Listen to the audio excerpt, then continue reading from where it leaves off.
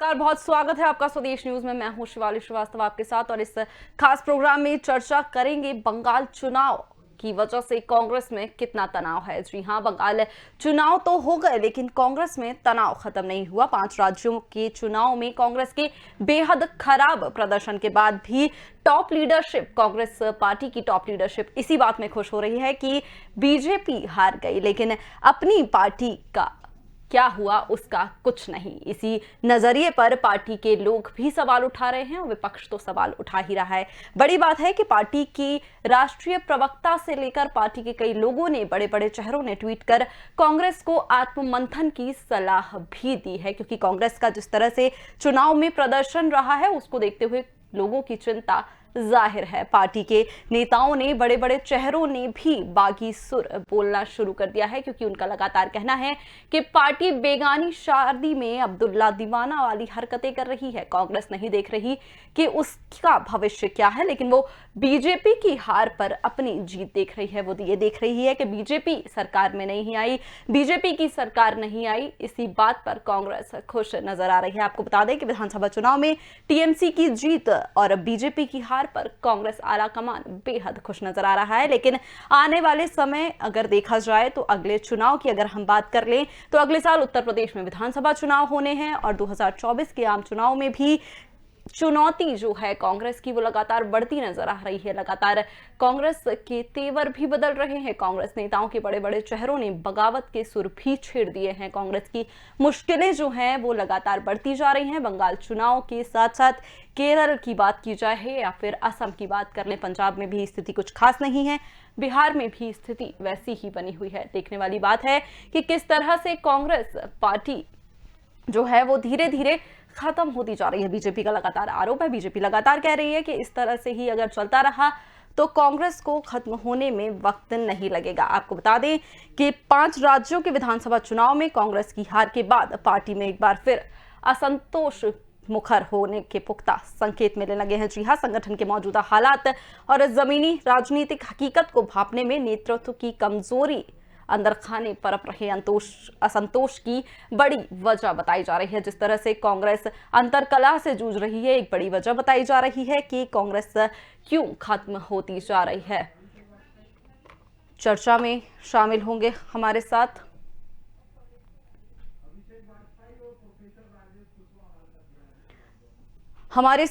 चर्चा में अभी कांग्रेस नेता अभिषेक वाजपेयी और प्रोफेसर राजेश कुशवाहा, राजनीतिक विश्लेषक, जुड़ गए हैं। बहुत बहुत स्वागत है आप दोनों का स्वदेश न्यूज में। अभिषेक जी, सबसे पहले मेरा सवाल आपसे ही होगा कि कांग्रेस के लिए हर गुजरता दिन चुनौतियां भरा है, चुनौती भरा आ रहा है कांग्रेस के लिए हर गुजरता दिन। कैसे देखते हैं पश्चिम बंगाल में हुई हार को? देखिए, ये तो जाहिर सी बात है कि हर व्यक्ति के लिए नया दिन चुनौतियों भरा होता है। क्या आप, क्या हम, और ये तो राजनीति है। राजनीति में कभी कुछ होता है, कभी कुछ होता है, इसलिए कोई आंकड़े हमेशा स्थायी नहीं होते हैं। और आज हम विपक्ष में जरूर हैं, लेकिन कल हम भी सत्ता में थे, जैसे आज भारतीय जनता पार्टी सत्ता में है। अभिषेक जी, यूपी की बात करें, गुजरात की बात करें, उत्तराखंड की बात करें तो भी स्थिति ज्यादा कुछ खास अच्छी नहीं है। यूपी की अगर आप बात करेंगी तो यूपी में तो हमारी स्थिति बहुत अच्छी है। यूपी की अगर आप बात करेंगी तो यूपी की स्थिति तो बहुत अच्छी है। और मैं आपको याद दिला दूं कि अगर आप उत्तर प्रदेश की बात कर रही हैं तो उत्तर प्रदेश में ही हमने अभी पंचायत चुनाव में 571 हमने 270 प्रत्याशी हमारे जीते हैं। भारतीय जनता पार्टी वालों की तरीके से नहीं है कि हमने अपनी लिस्ट भी घोषित नहीं की है और पीछे बैनर किसी और का लगा था, हमने उसको अपना प्रत्याशी बता दिया है। हम इस तरीके से काम नहीं करते हैं। हमारा पहले जरूर था कि हमारा संगठन कहीं कमजोर था, लेकिन आज हमारे संगठन को मजबूती मिल चुकी है माननीय प्रियंका गांधी जी के नेतृत्व में और माननीय अजय कुमार लल्लू जी के नेतृत्व में। हम 2022 की सरकार बनाने जा रहे हैं। हमारा गठबंधन जो है वो जनता के साथ हो चुका और जनता ने प्यार भरा आशीर्वाद देना चालू कर दिया है। हमारे साथ बीजेपी नेता हमारे साथ बीजेपी नेता नवीन मिश्रा भी जुड़ गए हैं। सर, बहुत बहुत स्वागत है आपका स्वदेश न्यूज में। नवीन जी, आपसे सवाल मेरा ये होगा कि क्या किस नजरिए से देखते हैं आप? आपकी नजर में क्या है जिस तरह से कांग्रेस पार्टी जो है लगातार, जिस तरह से स्थिति कांग्रेस पार्टी की अगर हम कहें कि लगातार घटती जा रही है, किस नजरिए से आप इस बात को देखते हैं? एक बड़ी अच्छी कहावत है कि हम लोग गांव देहात में बोलते हैं कि पड़ोसी के घर में अगर कोई बच्चा पैदा होता है तो पड़ोसी को जितनी खुशी नहीं होती उतनी खुशी हमारे घर में होती है। कांग्रेस का हवाई हाल है पूरे हिंदुस्तान में। कांग्रेस की अपनी अस्तित्व खत्म हो चुकी है, झंडा बैनर नहीं है, इनके नेता हताश हो चुके हैं। राहुल गांधी जी ने जो कारनामे केरला में किया है उसका परिणाम केरला में दिखा और उसका रिएक्शन पूरा का पूरा पश्चिम बंगाल में दिख गया है। मेरे मित्र मैं सुन रहा था, बहुत मैं धन्यवाद देता हूं और उनको इस बात की भी बधाई देता हूं कि उत्तर प्रदेश में आपकी बड़ी आकांक्षाएं हैं, प्रियंका गांधी जी की, सोनिया जी, राहुल गांधी जी की। आप लोग अभी से ही मिठाई खरीद लें और खा लें, और एक भारतीय जनता पार्टी कार्यकर्ता होने के नाते आप भी पॉलिटिकल कार्यकर्ता हैं, करता हूं तब मिठाई खाएं। पश्चिम बंगाल में जितने तृणमूल कांग्रेस के कार्यकर्ता खुश नहीं है उससे कहीं ज्यादा तृणमूल कांग्रेस के साथ साथ कांग्रेस के कार्यकर्ता खुश हैं। बेचारे अधीर चौधरी और अब्दुल मन्नान जैसे जो लीडर है पति भट्टाचार्य पश्चिम बंगाल में, ये अपने घर से नहीं निकल पा रहे हैं। शर्म हाया से इसकी ये परेशानी है, कहीं मीडिया इनको घेराबंदी न कर ले, ये अपना घर छोड़ के बेचारे दूसरे घर में रहने के लिए मजबूर हैं। और कांग्रेस के लीडरशिप राष्ट्रीय स्तर पर ममता बनर्जी ज्यादा खुशी मनाने में लगे हुए हैं। मुझे एक बात की समझ में नहीं आती है कि वो पश्चिम बंगाल जहां पिछले 5 दिनों में आप कल्पना नहीं कर सकते हैं कि कितनी बड़ी तृणमूल कांग्रेस के कार्यकर्ताओं के द्वारा और रोहिंग्या और या घुसपैठी आतंकवादी इनके द्वारा भारतीय जनता पार्टी के कार्यकर्ताओं की हत्या की गई है। सैकड़ों बहनें की जो है बलात्कार किए गए हैं, हजारों गांवों में आग लगा दी गई है, हजारों गांवों में लोग बेघर हो गए हैं। अब कांग्रेस के मित्र ऐसी खुशी मना रहे हैं जैसे लगता है कि इनके घर में ही कोई बहुत बड़ा खुशी आने वाला है। अभिषेक जी जवाब दीजिए, जिस तरह से नवीन जी का कहना है, नवीन जी आरोप लगा रहे हैं साफ साफ। आपकी मशीनरी पूरी फेल हो गई, जब नरेंद्र मोदी जी फेल हो गए, गृह मंत्री अमित शाह जी फेल हो गए, पूरी भारतीय जनता पार्टी पश्चिम बंगाल में जा करके फेल हो गए, एड़ी से चोटी का जोर लगाने के बाद माना हमारे अंदर कमी थी, हम अपनी बातों को जनता तक नहीं पहुंचा पाए। आपने तो अपनी पूरी मशीनरी लगा दी। आपने क्या कर लिया? आपने तो बड़े बड़े दावे, मतलब आप मान रहे हैं कि पार्टी में कमी है। प्रधानमंत्री जी ने बोला कि 2 मई दीदी गई, कहाँ गए? बम फोड़वाते हैं आप लोग, लुटवाते हैं आप लोग हैं, वो दिन भूल गए आप लोग। मित्र महोदय आपको बता दूं कि 34 साल के वामपंथी सरकार में आपको शायद पता होगा, कांग्रेस के अगर आप पुराने कार्यकर्ता हैं और इतिहास के बारे में आपको जानकारी होगी, पश्चिम बंगाल के बर्धमान में कांग्रेस का एक ऐसा परिवार जो 4 भाई का परिवार था, 2 भाई की हत्या यही वामपंथी सीपीएम वाले लोग करते हैं। उनके खून से चावल बना हुआ चावल खून से सान करके उनके माँ को जबरन इन वामपंथियों ने खिलाया था। और 2 भाई रोकने के बाद एक भाई की आंख तोड़ दी गई थी और एक भाई की। मित्र आप सुनिए, पहले सुनिए। मित्र अतीत में मत जाइए, अतीत में जाऊंगा तो बहुत सारी चीजें खुलने लगेंगी। 110 साल की पुरानी अतीत में अगर मैं जाऊंगा तो बहुत सारी चीजें खुलने लगेंगी, तो वो उचित नहीं होगी। हेमवती नंदन बहुगुणा और राजीव गांधी और इंदिरा गांधी जैसे मैं वही कह रहा हूँ, देश के सामान्य लोगों की ये पार्टी है। मैं अतीत में जाएंगे तो अतीत में बहुत सारी फिर आपको जवाब देना भारी पड़ जाएगा। तृणमूल कांग्रेस के शरण में आप आ चुके हैं, वामपंथियों के शरण में आकर के पश्चिम बंगाल शरण में आपको जाना पड़ता है। जी हमारे साथ राजनीतिक विश्लेषज्ञ प्रोफेसर राजेश कुशवाहा भी काफी देर से बने हुए हैं, एक सवाल उनसे भी ले लेते हैं। ठीक है जी, भारत की हमारी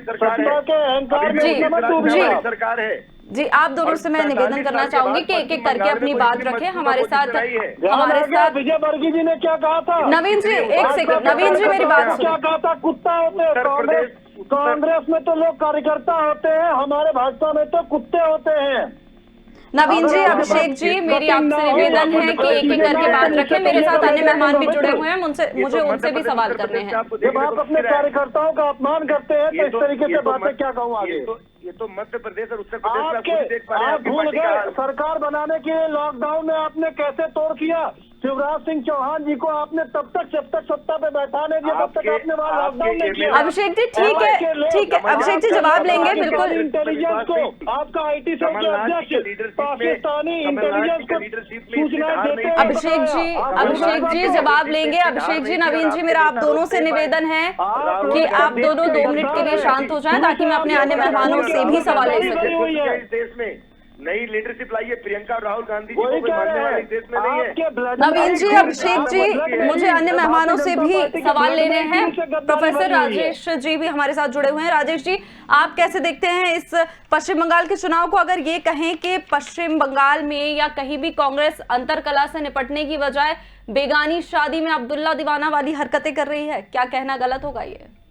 नहीं, ये कहना बिल्कुल सही है। कांग्रेस को मंथन की जरूरत है जी। कि अब उन्हें फिर से शुरुआत करनी, क्योंकि देखिए दूसरे हारने, भाजपा के हार से ये नहीं खुशी मनाने की जरूरत नहीं है उनको अपने दल के अपना देखिए घर अपना बनाना, उनको फिर से पुनर्निर्माण करना है जी। और लोकतंत्र में देखिए पार्टियों का रहना बहुत जरूरी है। कांग्रेस बहुत ही पुरानी पार्टी है और इसका राज्य रहा है, पूरे आजादी के बाद सबसे ज्यादा शासन भी इसी पार्टी ने किया है।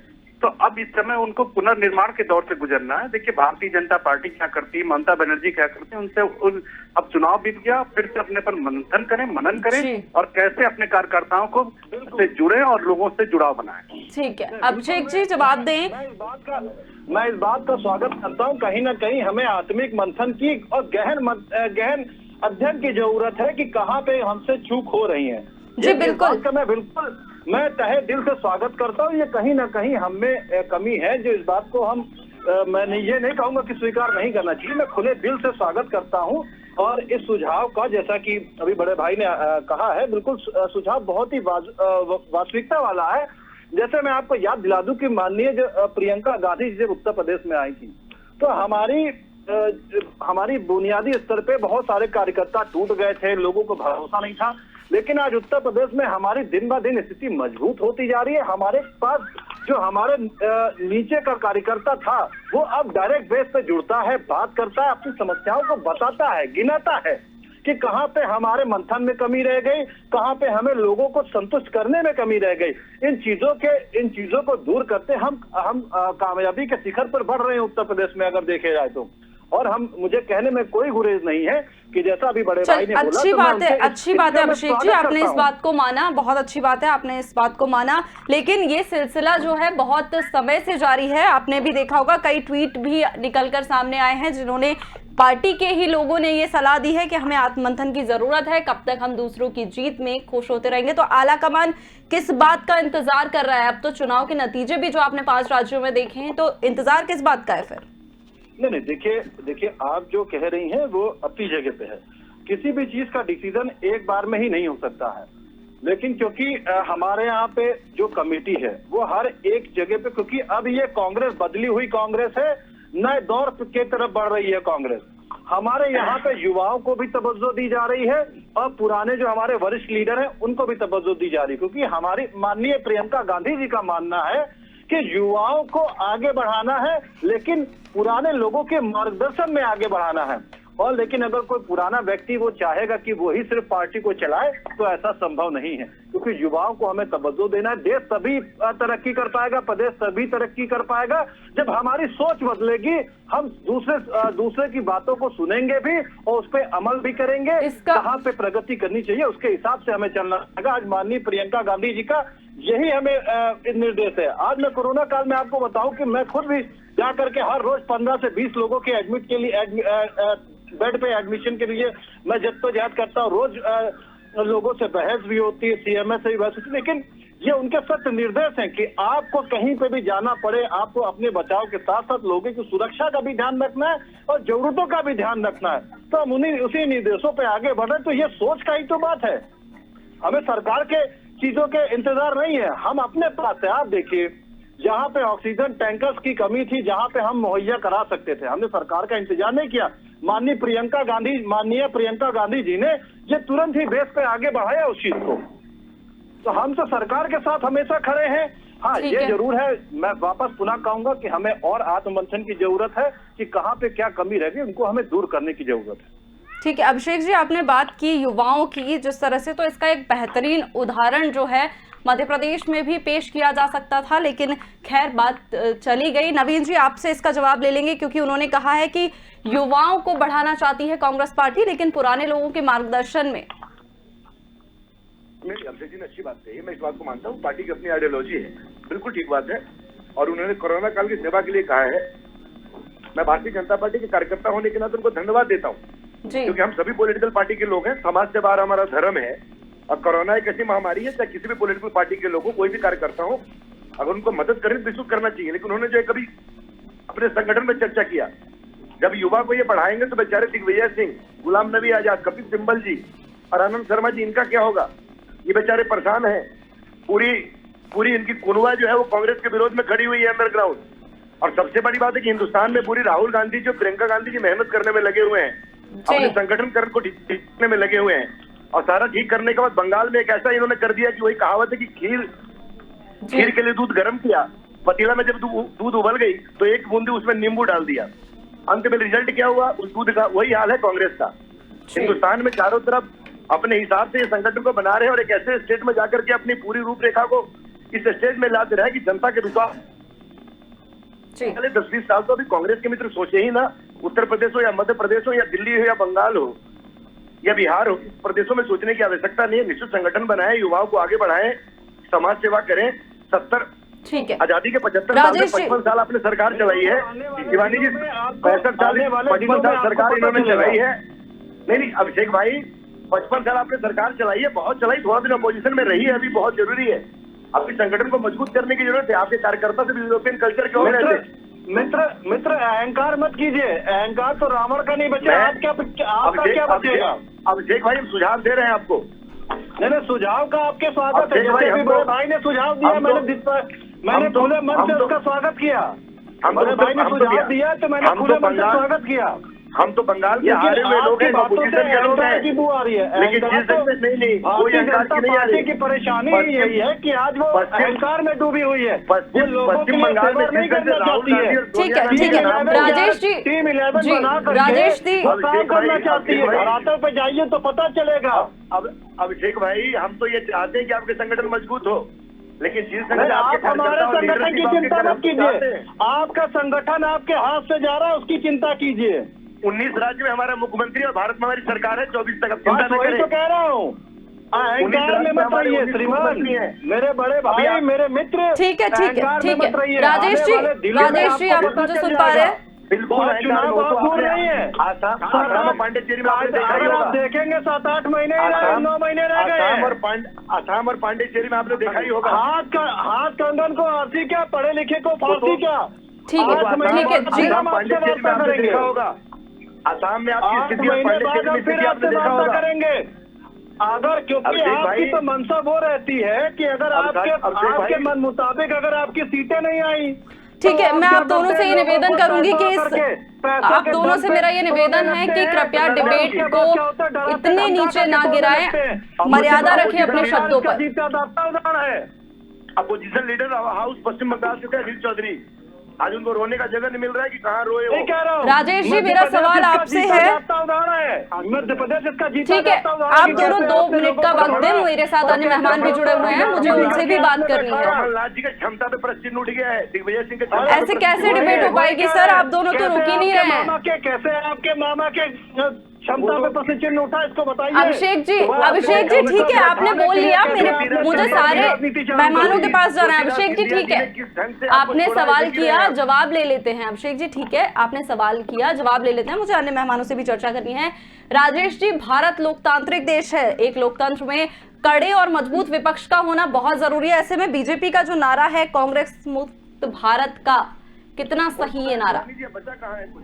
देखिए, कांग्रेस मुक्त भारत कहना ये ठीक नहीं होगा। देखिए, लोकतंत्र तभी जीवित रह सकता है जब विपक्ष हो, और विपक्ष की भी जिम्मेदारी है कि वो अपनी जिम्मेदारी का निर्वहन करे, अपने अस्तित्व को बनाए रखे। अब कांग्रेस की स्थिति इस समय जो है उसके लिए कांग्रेस ही दोषी है। कभी भी देखिए, आपने इससे पहले भी देखा हो, कांग्रेस की गवर्नमेंट के समय भाजपा भी चिंतन शिविर और उन्मूलन शिविर के लिए आयोजन करती थी। कांग्रेस में भी ऐसे शिविर आयोजित किए जाते थे कि कम्युनिकेशन हम बनाए रखें अपने कार्यकर्ताओं से, अपने लोगों से, लीडरशिप जो हमारी सेकंड लाइन है उससे भी बात हो और फ्रंट लाइन से भी बात हो। इस समय आप देखेंगे ये पिछले विगत 4-5 सालों में कांग्रेस ने इस चीज पे काम नहीं किया है। कांग्रेस को चाहिए कि अपनी नई जनरेशन के साथ काम करे और नई जनरेशन को आगे बढ़ाए।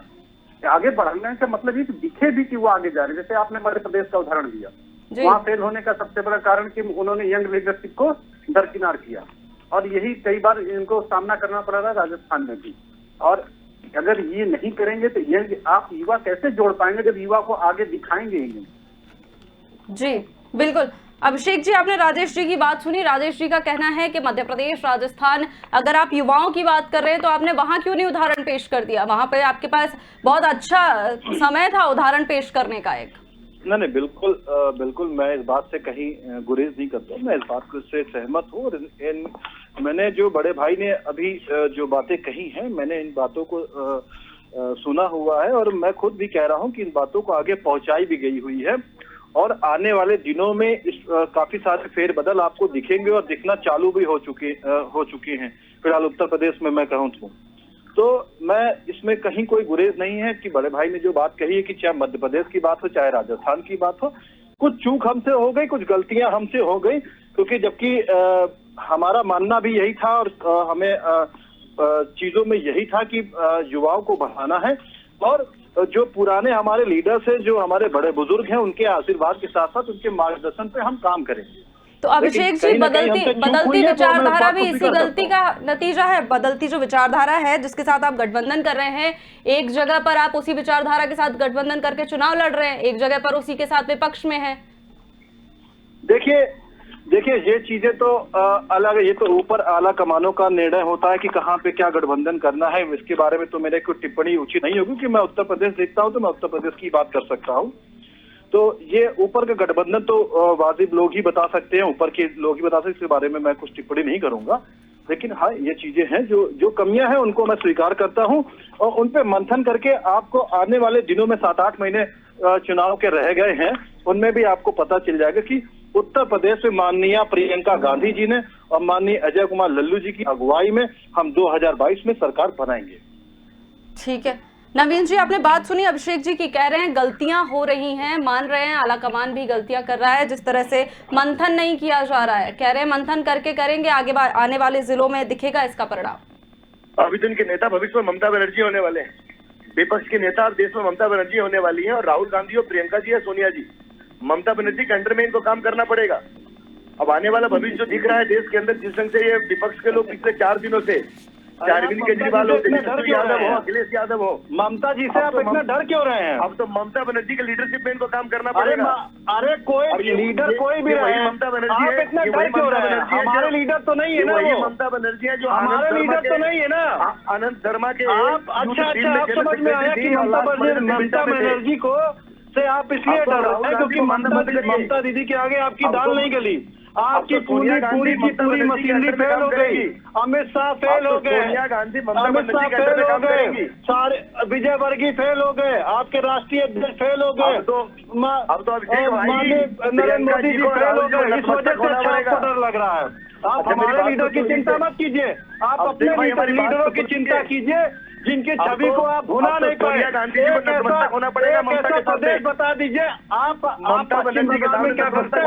आपने तो खुद दूसरी पार्टी के लोगों को तोड़ करके आप देखते हैं, आपके पास अगर क्षमता होती तो आप अपने नए लीडर तैयार करते।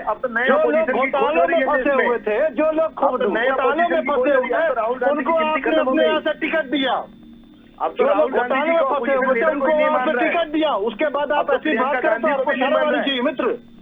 और एक राजस्थान है, आप चिंता मत करें, सचिन पायलट जी बहुत जल्दी आपको धक्का दिखाने वाले हैं। चिंता ना करें, आप हमारी चिंता ना करें, आने वाले 8 महीनों में अगर आपका यही आंकड़ा खत्म हो जाएगा। अभिषेक जी, आप नहीं मानते ममता बनर्जी कांग्रेस के लिए भी बड़ा खतरा हो सकती है? जतिन प्रसाद, मुरली देवड़ा और सचिन पायलट तीनों बाय करने वाले हैं। बताइए ना, अरे आप चिंता मत कीजिए, क्या है क्या नहीं है आप बताते।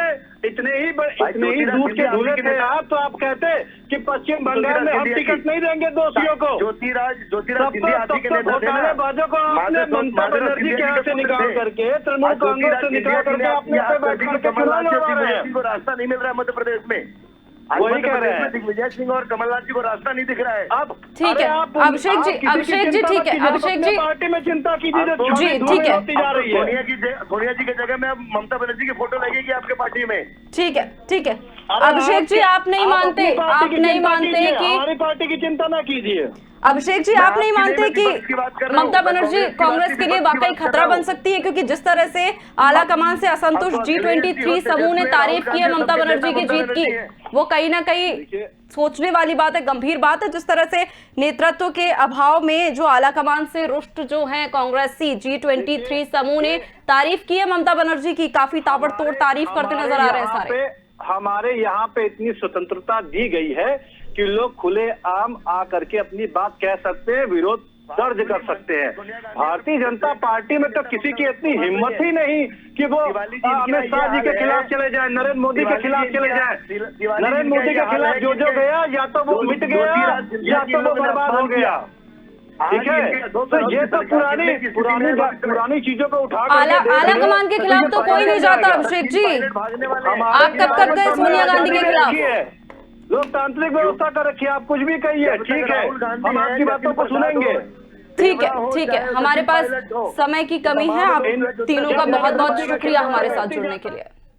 ठीक है, तो बंगाल चुनाव के बाद जिस तरह से कांग्रेस में तनाव बना है, देखने लायक है। तनाव लगातार बना हुआ है। जिस तरह से आला नेता भी, बड़े बड़े नेता, कांग्रेस के बड़े बड़े चेहरे बगावती सुर में उतर आए हैं। लोगों का कहना है कि कांग्रेस बस बेगानी शादी में अब्दुल्ला दीवाने वाली हरकतें कर रही है, आत्ममंथन बिल्कुल नहीं कर रही। देखने वाली बात होगी कि आने वाले चुनाव कांग्रेस का क्या भविष्य तय करते हैं। फिलहाल इस प्रोग्राम में इतना ही। दीजिए इजाजत, नमस्कार।